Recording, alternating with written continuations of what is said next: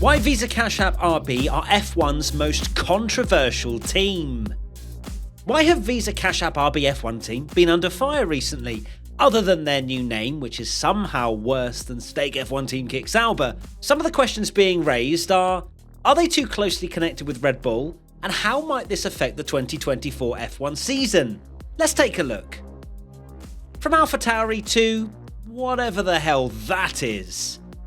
AlphaTauri has rebranded as Visa CashApp RB F1 team for the 2024 season after registering with the FIA under the name Scuderia AlphaTauri RB in December 2023.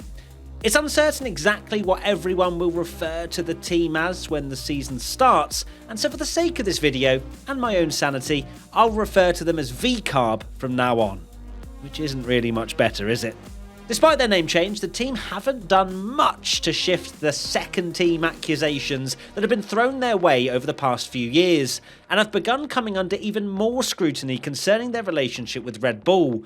Most notably, the team are also moving much closer geographically to Red Bull, partially sharing the same base at Milton Keynes in 2024. The complaints. So what are people complaining about? Well, if it isn't already obvious, people are concerned that VCARB might be getting a bit too close for comfort to a multiple championship winning team, more so than other customer relationships between teams on the grid. These customer relationships means that teams can share parts while following some strict regulations from the FIA.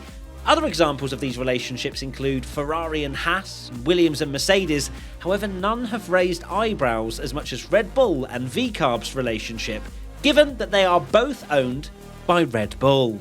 And given Red Bull's overwhelmingly dominant performance last year, it's understandable that other teams have voiced their concerns over the sharing of information between the two teams. McLaren team principal Zak Brown released an open letter where he stated that most other major sports prohibit the ownership of two teams within the same league because of the obvious potential damage that it does to competition. It's important to stand up for independence, competition, and fairness, and I'd like to see changes in the regulations to ensure that in the future they stop influence spreading from one team to another through strategic alliances and especially through ownership. Ferrari team principal Fred Vasseur, what a goat, has also commented on the situation, saying that the relationship between the two Red Bull-owned teams was not right. And what I think we have to police is what teams are doing with their junior teams. For me, it is not the right way, because for me, what they are doing with Red Bull is a strange situation with two teams owned by the same company. But the FIA have been able to manage it so far, and I am sure they will be able to in the future. And yes, it does look as though the FIA have been looking into the situation, but thus far, they have found nothing that hugely worries them, with Nicholas Tombazis saying that they haven't seen anything in AlphaTauri that is concerning us. Why now? AlphaTauri saw an improvement in their results towards the end of the 2023 season. After a disappointing start, remaining in P10 for a long time, the team introduced some upgrades in Singapore which greatly improved their performance. By the end of the season, they had solidified P8 in the championship, finishing ahead of both Alfa Romeo and Haas. It might seem a bit unfair that it's only now that they are having more success on track that concerns are being more publicly vocalised, but their improvement has caused some concern of idea sharing between the two teams. Despite Tombazis saying that we don't think there's any sign of any direct collaboration, this hasn't done much to still rumours of future sharing, especially given the much closer proximity of the teams for the upcoming season. So what rules are in place to prevent such idea sharing between teams? Well, there are two categories of parts in an F1 car, listed and non-listed. Listed parts have to be designed by the teams themselves and cannot be taken from any external provider, whereas non-listed parts can be purchased from other teams. The FIA also ruled back in 2015 that the sharing of any aerodynamic data between teams is forbidden. Given that the FIA has found no means for concern at AlphaTauri thus far, it is suggestible that AlphaTauri's improvement towards the end of the season was organic.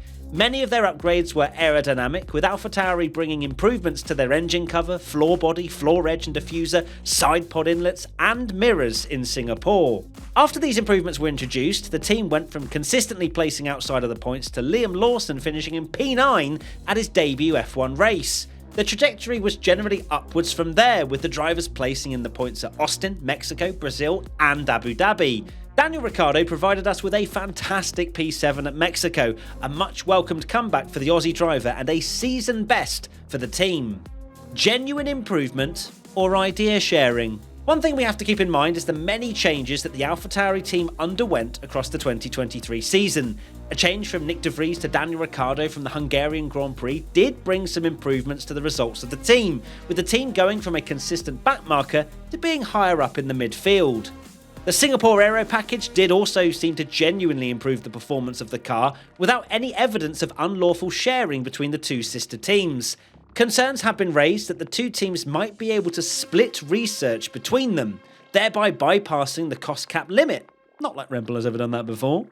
If VCarb suddenly appears on the grid next year with a blue and silver RB19, then there might be a bit of room for suspicion.